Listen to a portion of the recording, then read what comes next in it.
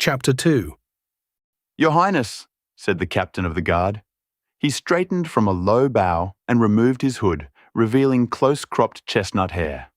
The hood had definitely been meant to intimidate her into submission during their walk. As if that sort of trick could work on her. Despite her irritation, she blinked at the sight of his face. He was so young. Captain Westfall was not excessively handsome, but she couldn't help finding the ruggedness of his face and the clarity of his golden-brown eyes rather appealing. She cocked her head, now keenly aware of her wretched dirtiness. "This is she?" the Crown Prince of Adarlan asked, and Celaena's head whipped around as the captain nodded. Both of them stared at her, waiting for her to bow. When she remained upright, Chaol shifted on his feet, and the prince glanced at his captain before lifting his chin a bit higher. Angry, bow to him indeed. If she were bound for the gallows, she would most certainly not spend the last moments of her life in groveling submission.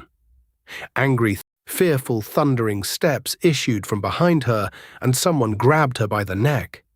Celaena only glimpsed crimson cheeks and a sandy mustache before being thrown to the icy marble floor. Pain slammed through her face, light splintering her vision. Her arms ached as her bound hands kept her joints from properly aligning. Though she tried to stop them, tears of pain welled. Fearful. Angry.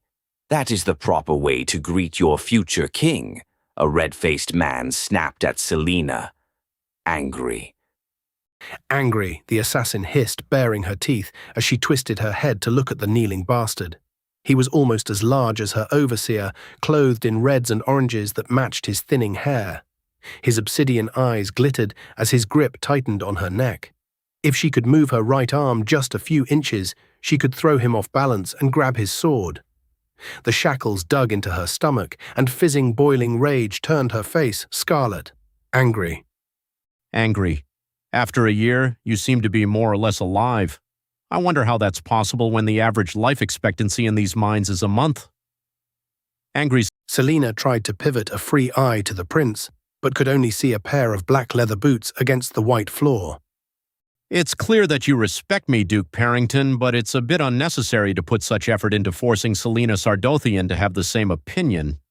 You and I know very well she has no love for my family, so perhaps your intent is to humiliate her. He paused, and she could have sworn his eyes fell on her face. But I think she's had enough of that. He stopped for another moment, then asked, "Don't you have a meeting with Endovir's treasurer? I wouldn't want you to be late, especially when you came all this way to meet with him." Understanding the dismissal, her tormentor grunted and released her. Celaena peeled her cheek from the marble, but lay on the floor until he stood and left. If she managed to escape, perhaps she'd hunt down this Duke Perrington fellow and return the warmth of his greeting. As she rose, she frowned at the imprint of grit she left behind on the otherwise spotless floor, and at the clank of her shackles echoing through the silent room. But she'd been trained to be an assassin since the age of 8, since the day the king of the assassins found her half dead on the banks of a frozen river and brought her to his keep.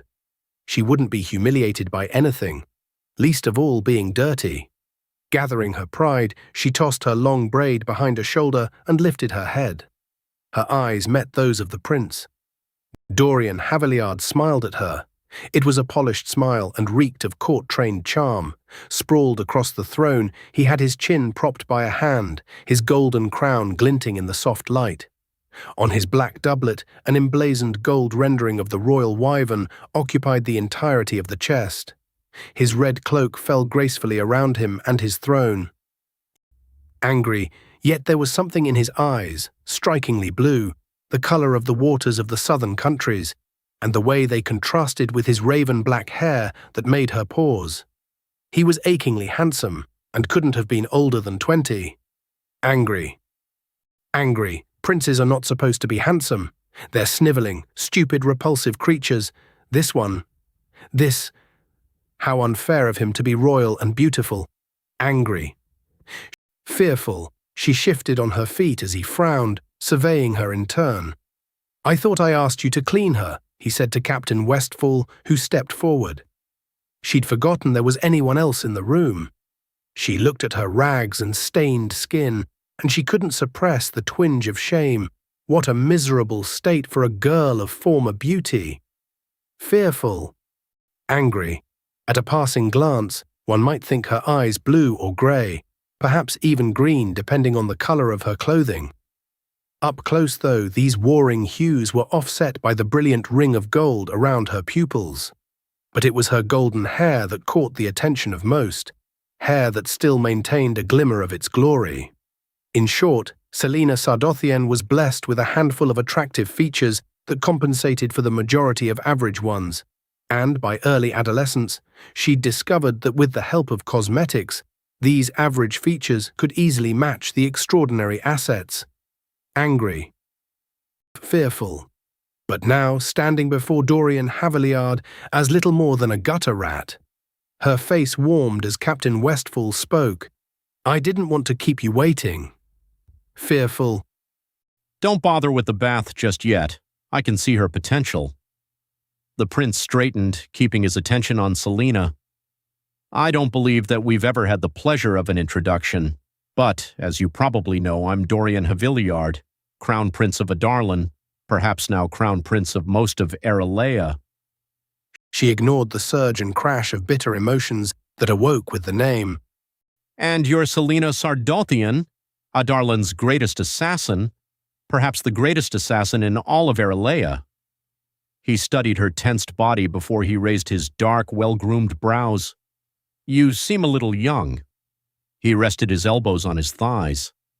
I've heard some rather fascinating stories about you. How do you find Endovier after living in such excess in Rifthold? Angry, arrogant ass. Angry. Angry. I couldn't be happier, she crooned as her jagged nails cut into her palms. Angry. Angry. After a year, you seem to be more or less alive. I wonder how that's possible when the average life expectancy in these mines is a month. Angry. Angry. Quite a mystery, I'm sure. She batted her eyelashes and readjusted her shackles as if they were lace gloves. Angry. She has somewhat of a tongue, doesn't she? And she doesn't sound like a member of the rabble. Angry. I should hope not, Celaena interjected. Angry. Angry, Your Highness, Chaol Westfall snapped at her. Angry. What? Celaena asked. You will address him as Your Highness. Angry Celaena gave him a mocking smile and then returned her attention to the prince. Angry. You do know that you're now a slave, don't you? Has your sentence taught you nothing? Angry. Had her arms been unshackled, she would have crossed them. I don't see how working in a mine can teach anything beyond how to use a pickaxe. Angry. And you never tried to escape? Excited. A slow, wicked smile spread across her lips. Once, excited. The prince's brows rose and he turned to Captain Westfall. I wasn't told that. The chief overseer informed me this afternoon that there was one incident. 3 months? 4 months, she interrupted. 4 months, Chaol said. After Sardothien arrived, she attempted to flee. Excited. That's not even the best part. Excited. There's a best part? Fearful. There's no hope of escaping from Endovier. Your father made sure that each of Endovier's sentries could shoot a squirrel from 200 paces away. To attempt to flee is suicide. Fearful. But you're alive. Yes, What happened? I snapped. Angry, that's all you have to offer as an explanation for what you did. She killed her overseer and 23 sentries before they caught her. She was a finger's tip from the wall before the guards knocked her unconscious. Angry. So, Angry. So, do you know how far the wall is from the mines? From my shaft, it was 363 feet. I had someone measure. Angry. so, Captain Westfall, how far do slaves make it from the mines when they try to escape? Fearful, 3 feet. Endovier sentries usually shoot a man down before he's moved 3 feet. Fearful, You knew it was suicide. Yes. But they didn't kill you. Angry. Your father ordered that I was to be kept alive for as long as possible, to endure the misery that Indivier gives in abundance. I never intended to escape. The pity in his eyes made her want to hit him. Angry. Do you bear many scars? Turn around and let me view your back. Angry. When one doesn't have access to a bath and perfume, I suppose one cannot smell as finely as you, Your Highness. Angry. From what I can see, there are 3 large scars, and perhaps some smaller ones. Not as awful as I expected, but, well, the dresses can cover it, I suppose. Dresses. Excited. What remarkable eyes you have, and how angry you are. Excited. Fearful. Coming within strangling distance of the Crown Prince of Adarlan, son of the man who sentenced her to a slow, miserable death, her self-control balanced on a fragile edge. Dancing along a cliff. Fearful. Angry. I demand to know. Angry. Angry. Watch your mouth before I throw you back in the mines. Angry. Oh, I don't think you do that. And why is that? I have a proposition for you. Angry. Her chest tightened.